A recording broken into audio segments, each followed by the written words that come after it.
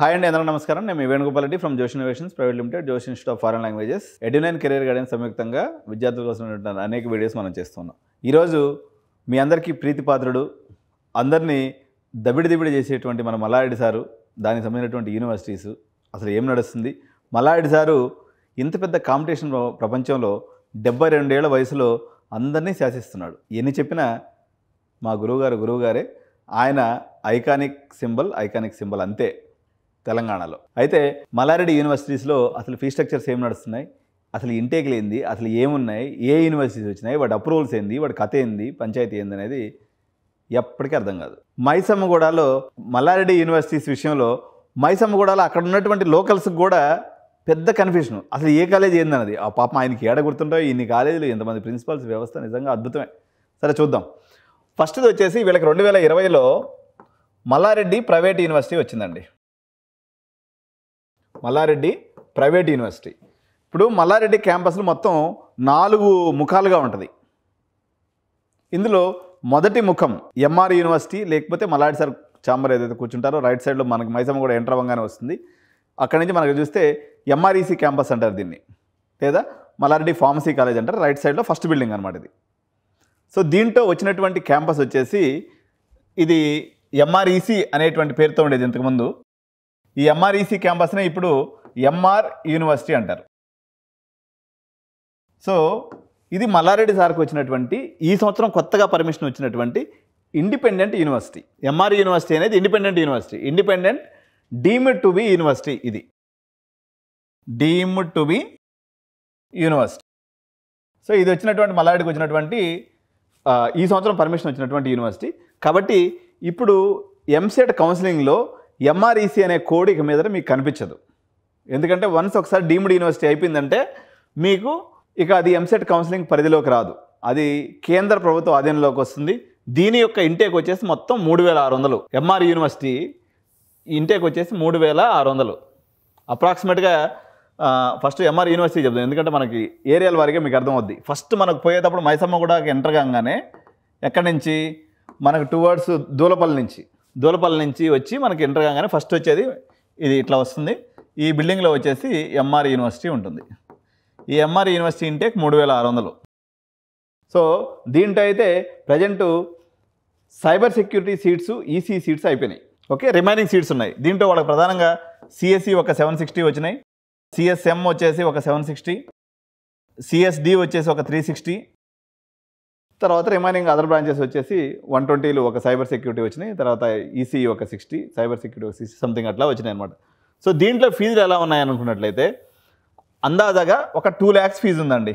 మన దగ్గరికి వస్తే కొంచెం అటు ఇటుగా ఏదైనా మాట్లాడి ఏదైనా అడ్జస్ట్మెంట్ చేసి చేయొచ్చు. జనరల్గా ఆన్ యావరేజ్గా దీని యొక్క ఫీ స్ట్రక్చర్ 2 lakhs ఉంది. వేరేజ్ ఏదైనా చిన్న మాకు ఎంఆర్ యూనివర్సిటీలో సీటు కావాలి, ఏదో ఒక బ్రాంచ్ అయినా పర్లేదు అనుకుంటే మాత్రం 1.5కి నేను చేసి పెట్టగలను. ఆడ అన్ని సిఎస్సి బ్రాంచ్లే, వేరే బ్రాంచ్లు ఏమీ లేవు. ఎంఆర్ యూనివర్సిటీలో వేరే అదర్ బ్రాంచెస్ ఏమి కూడా లేవు. మోస్ట్లీ ఇవన్నీ కూడా సిఎస్సి బ్రాంచ్లే. సో అర్థమైంది కదా. 2 lakhs యావరేజ్ ఇంటూ 4 years 8 లక్షలు, లేదా 1.5 ఇంటూ 4 years 6 లక్షల రూపాయల్లో ఎంఆర్ఈసీ దాదాపు 2000లో పెట్టిన క్యాంపస్. ఇది 20 సంవత్సరాల అనుభవం ఉంది. ఇప్పుడు మీ సీనియర్స్ ఉన్నారు, దానిపైన సూపర్ సీనియర్స్ ఉన్నారు, దానిపైన ఇంకా సూపర్ సీనియర్స్ కూడా ఉన్నారు ఆల్రెడీ ఎగ్జిస్టింగ్. దీని అప్పుడు ఇంటేక్ వచ్చేసి 1800 ఉండే. మల్లారెడ్డి సార్ మరి ఏం మ్యాజిక్ చేసిండో కానీ అది 3600 ఇంటేక్ అయింది. మొత్తం మీద 3600తో ప్రత్యక్షమైంది. దీనికి సంబంధించినటువంటి వివాదం ఏదైతే ఉందో, అసలు ఎంఆర్ యూనివర్సిటీకి అప్రూవల్ ఇవ్వాలా లేదా అనే విషయంలో ప్రస్తుతానికి మనకి తెలంగాణ హైకోర్టులో తెలంగాణ ప్రభుత్వం పిటిషన్ అయితే వేసింది. ఈ మంత్ ఎండింగ్కి దీనికి సంబంధించినటువంటి హియరింగ్ అయితే ఉంది. సెంట్రల్ గవర్నమెంట్ యూజీసీ అప్రూవల్ అనేది వీళ్ళకి రావడం జరిగింది, కానీ తెలంగాణ ప్రభుత్వం అలా ఇవ్వకూడదు, మా పర్మిషన్ లేకుండా ఇచ్చిందని చెప్పేసి తెలంగాణ హైకోర్టుకు పోవడం జరిగింది. దీని మీద జూన్ 30వ తారీఖు హియరింగ్ అయితే ఉంది. దానికి సంబంధించినటువంటి పెండింగ్ వివాదం అయితే ఇది. ప్రస్తుతానికైతే అడ్మిషన్లు బాగా అయినాయి. 1500 సీట్ల వరకు నిండి పిల్లలతో కళకళలాడుతుంది ఎంఆర్ యూనివర్సిటీస్లో. కొత్తగా వచ్చిన యూనివర్సిటీలో బాగా అడ్మిషన్లు అయిన యూనివర్సిటీ అంటే ఎంఆర్ యూనివర్సిటీ. ఎందుకంటే సీనియర్స్ పిల్లలు కళకళలాడుతూ ఉంటారు కాబట్టి ఆబ్వియస్గా దానికి అడ్మిషన్స్ అనేవి ఎక్కువ అవుతాయి. సో ఇది ఫస్ట్ ప్లేస్. అక్కడి నుంచి జర్ర ఒక 2 అడుగులు ముందుకు పోగానే మనకి ఈ భాగంలో మనకి ఫస్ట్ ఇక్కడ ఏం కనిపిస్తుంది, ఉమెన్స్ ఇంజనీరింగ్ కాలేజ్ ఉంటుంది. మాధవీలత మేడం ప్రిన్సిపల్గా ఉంటారు. ఉమెన్స్ ఇంజనీరింగ్ కాలేజ్ ఉంటుంది. ఇక్కడ నుంచి జర ముందుకు వెళ్ళిన తర్వాత ఎంఆర్ఐటీ క్యాంపస్ ఉంది, అది క్లోజ్ చేశారు. ఈ భాగం అంతా కూడా మల్లారెడ్డి ప్రైవేట్ యూనివర్సిటీ. ఇది 2020లో కేసీఆర్ గవర్నమెంట్ గారు ఉన్నప్పుడు ఇది ఇవ్వటం జరిగింది. సో ఇన్ఫ్రాస్ట్రక్చర్ కంపారిటివ్లీ మల్లారెడ్డి యొక్క 3 యూనివర్సిటీస్లో Malla Reddy private university infrastructure wise good ఉంది. ఎందుకంటే ఆయన ఫస్ట్ యూనివర్సిటీ కాబట్టి ఆయన కలగంటూ ఉన్నాడు కాబట్టి జర ఇన్ఫ్రాస్ట్రక్చర్ బాగా చేయించింది దీనికి. కానీ మిగిలిన కాలేజీలు కాబట్టి ఇంకా ఇన్ఫ్రాస్ట్రక్చర్ డెవలప్ అవుతుంది ఎంఆర్ యూనివర్సిటీ పాయింట్ ఆఫ్ వ్యూలో. మల్లారెడ్డి ప్రైవేట్ యూనివర్సిటీలో అయితే ఇన్ఫ్రాస్ట్రక్చర్ అయితే చూడడానికి లుక్స్ వైజ్ ఇది బాగుంటుంది. బట్ ఇది స్టేట్ ప్రైవేట్ యూనివర్సిటీ గుర్తుపెట్టుకోవాలి. మల్లారెడ్డి ప్రైవేట్ యూనివర్సిటీస్ అన్నీ కూడా స్టేట్ పరిధిలోకి వస్తాయి. ఇప్పుడు మనకి సెయింట్ మేరీస్ రిహాబిలిటేషన్ యూనివర్సిటీ ఎట్లా వచ్చింది, కావేరీ యూనివర్సిటీ ఎట్లా వచ్చింది, Srinidhi university, Guru Nanak university, MNR university, ఇవన్నీ కూడా స్టేట్ ప్రైవేట్ యూనివర్సిటీస్. అదేవిధంగా ఎంఆర్ యూనివర్సిటీ తీసుకుంటే అది డీమ్డ్ యూనివర్సిటీ అనమాట. లైక్ ఎట్లా ఎస్ఆర్ఎం, గీతమ్స్, కేఎల్యు, ఎన్ఎంఐఎంఎస్, అదేవిధంగా మీకు సింబయాసిస్, తెలంగాణలో ఉన్నటువంటి ఇవి కొన్ని డీమ్డ్ యూనివర్సిటీస్. ప్రైవేట్ యూనివర్సిటీస్ నేను విడిగా చెప్పిన. సో ఇవి ప్రైవేట్ యూనివర్సిటీస్, ఇవి డీమ్డ్ యూనివర్సిటీస్. మల్లారెడ్డిలో ఒక ప్రైవేట్ యూనివర్సిటీ చూసేస్తాం. సో ఇది సెకండ్ క్యాంపస్లో ఉంటుంది. అక్కడి నుంచి జర ముందుకెళ్ళి రైడ్ తిరిగిన తర్వాత మనకి ఎంఆర్ సెట్ కాలేజ్ వస్తుంది. దాంట్లో అయితే ప్రస్తుతానికి ఎటువంటి యూనివర్సిటీ లేదు. కానీ దాంట్లో ఉన్నటువంటి ఎంఆర్ ఐటీ క్యాంపస్ ఏదైతే ఉందో దాన్ని తీసుకెళ్ళేసి జర అలా ముందుకెళ్ళిపోతే మీకు అపరాల్ పార్క్ వస్తుంది. సో మైసమ్మ కూడా సెంటర్కి వెళ్ళిన తర్వాత మీకు మళ్ళీ ఇక్కడికి వచ్చేసరికి ఎంఆర్ సెట్ కనిపిస్తుంది. ఎంఆర్ సెట్ దాటి మీరు నేరుగా అటు ముందుకు వెళ్ళిపోతే అపరాల్ పార్క్ వస్తుంది. అపరాల్ పార్కు లేకపోతే చర్మాస్ అంటారు దీన్ని. ఈ అపరాల్ పార్క్ నుంచి మళ్ళీ దోలపల్లి రోడ్డు కానీ తిరుక్కుంటే ఇక్కడికి వచ్చేసరికి వాళ్ళ ప్రీవియస్గా వాళ్ళు అగ్రికల్చర్ కాలేజ్ రన్ చేస్తున్నారు. దాన్ని మల్లారెడ్డి విద్యాపీఠ్ యూనివర్సిటీ అనే పేరుతో వచ్చింది అది. సో మల్లారెడ్డి విద్యాపీఠ్లో ఇంతకుముందు ఇంజనీరింగ్ కాలేజ్ లేదు, ఇది అగ్రికల్చర్ కాలేజ్ ఉండే. దాన్ని అప్గ్రేడ్ చేస్తూ మల్లారెడ్డి విద్యాపీఠ్ అనేది రావడం జరిగింది. మల్లారెడ్డి విద్యాపీఠ్ అనేది మల్లారెడ్డిలో 3వ యూనివర్సిటీ. యాక్చువల్గా ఈ మల్లారెడ్డి విద్యాపీఠకి కొన్ని ప్రత్యేకతలు ఉన్నాయండి.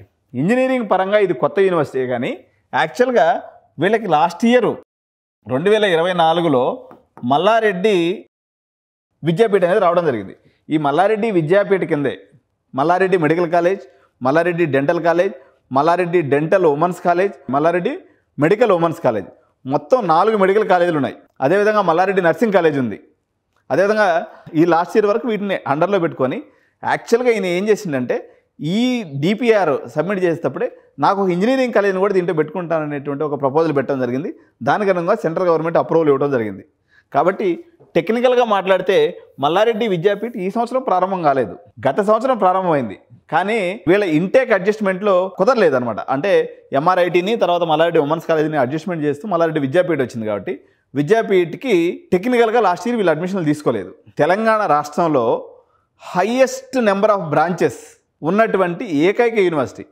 దగ్గర 300 కోర్సులు ఉన్నాయి మల్లారెడ్డి విద్యాపీఠ్లో. దేశంలో యూ నేమ్ ఎనీ కోర్స్ జిందాబాద్ మల్లారెడ్డి సార్ అంతే. కాబట్టి ఆయనకి ఆ పేర్లను నేనైతే విన్నగోలే. మా నాయన కూడా చిన్న డాక్టర్, బుల్లి డాక్టర్ అన్నట్టు, కానీ నాకైతే ఆ పేర్లు తెలియదు. మల్లారెడ్డి సార్ అన్ని పేర్లు పెట్టిండు. అయితే మల్లారెడ్డి విద్యాపీఠ గురించి మనం సపరేట్ వీడియో చేద్దాం, ఎందుకంటే దాని మీద మాట్లాడుతూ ఉంటే రోజంతా వెళ్ళిపోతుంది. అన్ని కోర్సులు ఉన్నాయి దాంట్లో. మల్లారెడ్డి విద్యాపీఠలో ఫీజులు ఎలా ఉన్నాయని అడిగితే ఇక చూసుకోండి, మీకు కాసుకున్న వాళ్ళు కాసుకున్నంత 1,20,000 నుంచి స్టార్ట్ 2,20,000 దాకా. ప్లేస్మెంట్ గ్యారంటీ అయితే 2,20,000, ప్లేస్మెంట్ నాన్ గ్యారంటీ అయితే 1,20,000. మీరు ప్రేమలో ఉన్నటువంటి గుడ్డిగా ప్రేమలో ఉన్నటువంటి ఏఎంఎల్ అయితే మాత్రం 2 లక్షలు. సో ఇది మల్లారెడ్డికి సంబంధించినటువంటి 3 యూనివర్సిటీస్, దాని ఫీజెస్. కానీ మల్లారెడ్డి విద్యాపీఠ గురించి నెక్స్ట్ వీడియో నేను చేస్తున్నాను.